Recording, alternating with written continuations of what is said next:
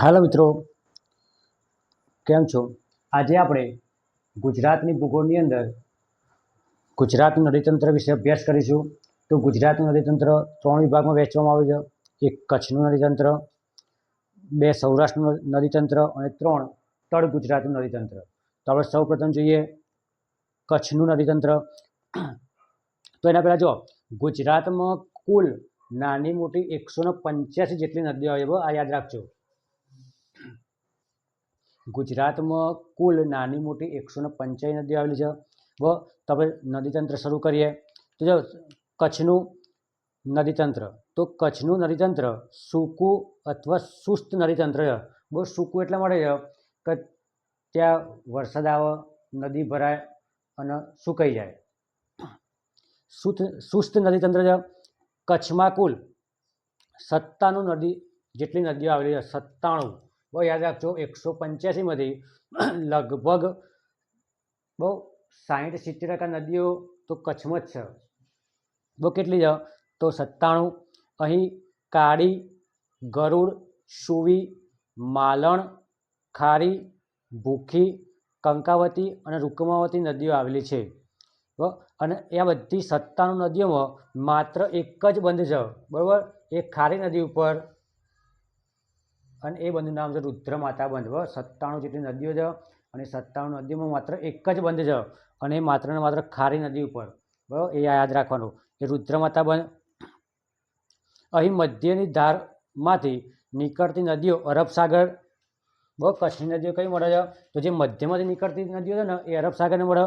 ત્યારબાદની નદીઓ કચ્છના અખાત અને કચ્છના નાના રણમાં સમાય છે. બોલે 97 જે નદીઓ છે એ અમુક નદીઓ અરબ સાગરને મળે, અમુક કચ્છના અખાતમાં અને કચ્છના નાના રણમાં મળે.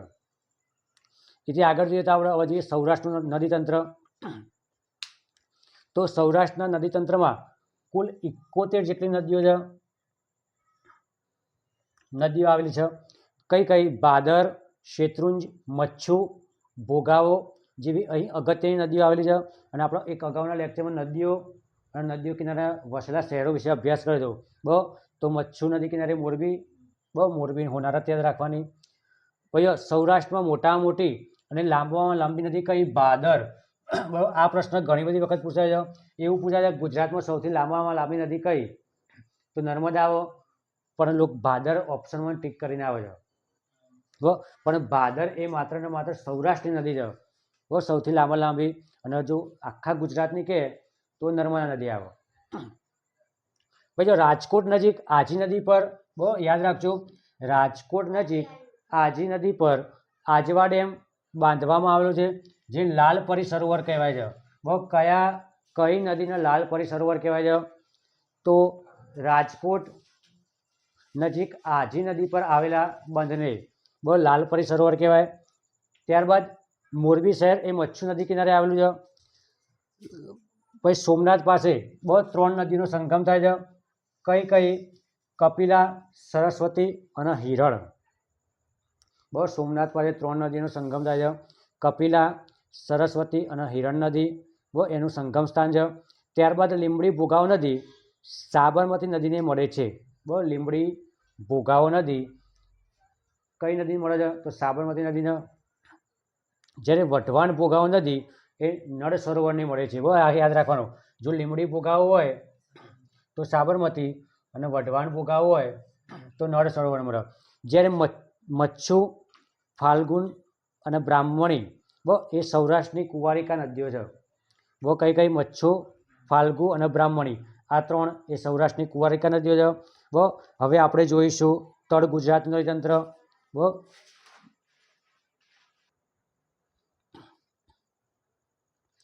જો તળ ગુજરાત નદીતંત્રમાં જોઈએ તો બનાસ, સરસ્વતી અને રૂપેણ એ નદીઓ કચ્છના નાના રણમાં મળતી હોવાથી આ 3 નદીઓને કુંવારિકા નદીઓ કહે છે. બહુ કઈ? બનાસ, સરસ્વતી અને રૂપેણ. બહુ ત્યારબાદ જો બનાસ એ ઉત્તર ગુજરાતની સૌથી લાંબી નદી છે. જો તમને એક્ઝામ પૂછાય કે ઉત્તર ગુજરાતની સૌથી લાંબી નદી કઈ? તો બનાસ. બહુ તેની સહાયક નદીઓ કઈ છે? તો સિપ્રુ અને બાલારામ. બહુ આ બંને બનાસ નદીની સહાયક નદી છે. અને બનાસકાંઠામાં એ મળે છે. બહુ બનાસ નદીની સહાયક નદીઓ છે. બરાબર, બનાસ નદીની સહાયક નદી છે. ત્યારબાદ સરસ્વતી નદી પર મુક્તેશ્વર ડેમ આવેલો છે. બહુ યાદ રાખજો, સરસ્વતી નદી પર કયો ડેમ આવે છે? તો મુક્તેશ્વર ડેમ. એટલે તમારે યાદ રાખવાનું, સરસ્વતી માતા તમને મુક્તિ આપો. બસ, સરસ્વતી માતાને મુક્તિ આપો એટલે મુક્તેશ્વર ડેમ આવે છે. સાબરમતી એ ગુજરાતની લાંબામાં લાંબી નદી છે. બહુ યાદ રાખજો, જો લાંબામાં લાંબી નદી કે ગુજરાતની તો સાબરમતી. તેની લંબાઈ 321 કિલોમીટર છે. સાબરમતી નદી સાબરકાંઠા, બનાસકાંઠા, મહેસાણા, ખેડા, અમદાવાદ જિલ્લાની સરહદ બનાવે છે. જો સરહદ એટલે એ બે જિલ્લાને ડિવાઈડ કરે છે. આ જો સાબરમતી નદી કિનારે આવેલા શહેરો પૂછો બરાબર, તો અમદાવાદ, ગાંધીનગર, બરાબર, મહેસાણા, બનાસકાંઠા બધાના કિનારે આવેલા શહેરો છે, પણ આ તો સરહદ બનાવે છે. બરાબર, એટલે આ યાદ રાખજો. ત્યારબાદ વોઠા પાસે 7 નદીઓના સંગમ થાય છે. બરાબર, તો એ 7 નદીઓના સંગમ થાય ત્યાં મેળો ભરાય છે. બહુ વોઠાનો મેળો, ત્યાં ગધેડાની લેવેચ, ઊંટોની લેવેચ થાય છે. તો કઈ કઈ નદીઓ છે? 7 નદીઓ. તો એનું શોર્ટકટ છે હાથી સામે માવાખા છે. તો હાથી એટલે હાથમતી નદી, સા એટલે સાબરમતી, મે એટલે મેશ્વો, મા એટલે માઝમ, વા એટલે વાત્રક, ખા એટલે ખારી અને શે એટલે શેરડી નદી. બહુ આ 7 નદીનો સંગમ એ વોઠા ખાતે થાય. સાબરમતી નદી સમુદ્રને મળે તે કિનારેને કોપાલીની ખાડી કહે છે. બહુ સાબરમતી નદી સમુદ્રના એટલે અરબ સાગર, બહુ સમુદ્ર એટલે અરબ સાગરની જે જગ્યાએ મળે છે એ કિનારાને કહેવાય કોપાલીની ખાડી. ત્યારબાદ મહી નદી એ મધ્યપ્રદેશમાંથી નીકળે છે. રાજસ્થાન થઈ બહુ મહીસાગર જિલ્લામાં થઈ ગુજરાતમાં પ્રવેશે છે. બહુ મહી નદી એ કર્કવૃતને 2 વખત ઓળંગે છે અથવા પસાર કરે. મહી નદીને દરિયા તરફનો પ્રદેશ મહીસાગર કહેવાય. મહી નદી ગુજરાતમાં લંબાઈ 180 કિમી છે. બહુ યાદ રાખજો, મહી નદીને દરિયા તરફનો પ્રદેશ એ મહીસાગર તરીકે ઓળખાય. અને મહી નદી ગુજરાતમાં લાંબામાં લાંબી નદી, જેની લંબાઈ 180 કિલોમીટર છે. જો તળ ગુજરાત નદીતંત્રમાં આગળ જોઈએ આપણે, તો નર્મદા નદીને ગુજરાતની જીવાદોરી કહેવાય. આખા ગુજરાતમાં નર્મદા નદીનું પાણી પહોંચે છે કેનાલ દ્વારા. તેની ગુજરાતમાં લંબાઈ 158 કિલોમીટર અને લગભગ 160 કિલોમીટર છે.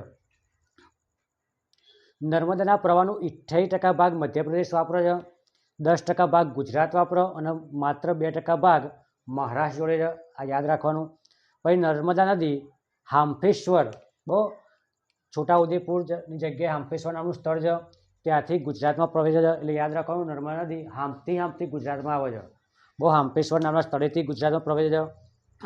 ત્યારબાદ ચાંદોદ ખાતે નર્મદા, કરજણ અને ઓરસંગ નદીનો સંગમ થાય છે. ત્યાં માતૃશ્રાદ્ધ માટે સિદ્ધપુરની અંદર બિંદુ સરોવર આવ્યું છે. જે માતૃશ્રાદ્ધ માટે જાણીતું છે. અને એવું કહેવાય છે પરશુરામે પોતાની માતા રેણુકાના શ્રાદ્ધ અહીંયા બિંદુ સરોવરમાં કર્યા હતા. ત્યારથી પરંપરા છે આપણે માતૃશ્રાદ્ધની. અને આ ચાંદોદ ખાતે પિતૃશ્રાદ્ધ યાદ રાખજો. નર્મદા કિનારે કબીરવડ, શુકલતીર્થ અને આલિયાબેટ આવેલા છે. જોવાલાયક સ્થળો. પછી નર્મદા નદીના સરદાર સરોવર ડેમ પાસે સાધુ બેટ પર, કયા બેટ ઉપર? સાધુ બેટ ઉપર સરદાર વલ્લભભાઈ પટેલની 182 મીટર લાંબી પ્રતિમા એટલે મૂર્તિ આવેલી છે. અને એ L&T કંપની દ્વારા બંધાવવામાં આવી, જેનું કામ 2018ની અંદર પૂર્ણ થયું. તે પ્રતિમાનો સ્ટેચ્યુ ઓફ યુનિટી કહેવાય. અને સ્ટેચ્યુ ઓફ યુનિટી દિવસ 31 ઓક્ટોબરના દિવસે ઉજવાય છે, સરદાર વલ્લભભાઈ પટેલની જન્મજયંતિના દિવસે. ત્યારબાદ તાપી નદી. તાપી નદી એ હરણફાળ નામના સ્થળેથી ગુજરાતમાં આવે. ગુજરાતમાં તેની લંબાઈ 224 કિલોમીટર. એટલે યાદ રાખવાનું, તાપી નદી એ હરણની જેમ દોડતી ગુજરાતમાં પ્રવેશે. ત્યારબાદ દમણગંગા નદી ગુજરાત અને મહારાષ્ટ્ર વચ્ચે સરહદ બનાવે છે. કઈ નદી ગુજરાત અને મહારાષ્ટ્ર વચ્ચે સરહદ બનાવો? તો દમણગંગા નદી, જે દીવ દમણની અંદર આવી.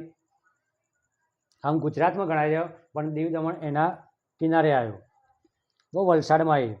ભાઈ ઔદ્યોગિક પ્રદૂષણના કારણે દમણગંગા નદી એ ગુલાબી અથવા લાલ નદી તરીકે ઓળખાય છે. કઈ નદી ગુલાબી અથવા લાલ નદી તરીકે ઓળખાય? તો દમણગંગા નદી એ ગુલાબી અથવા લાલ નદી તરીકે ઓળખાય છે.